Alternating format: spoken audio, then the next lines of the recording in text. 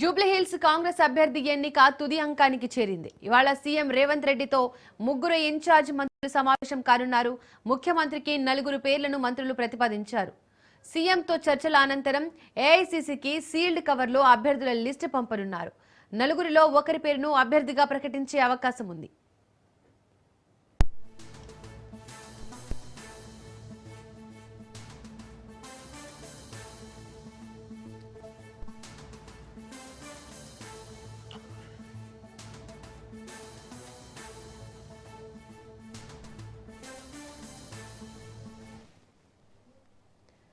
జూబ్లీహిల్స్ కాంగ్రెస్ అభ్యర్థి ఎంపిక తుది అంకానికి చేరింది. ఇవాళ సీఎం రేవంత్ రెడ్డితో ముగ్గురు ఇన్ఛార్జ్ మంత్రులు సమావేశం కానున్నారు. ముఖ్యమంత్రికి 4 పేర్లను మంత్రులు ప్రతిపాదించారు.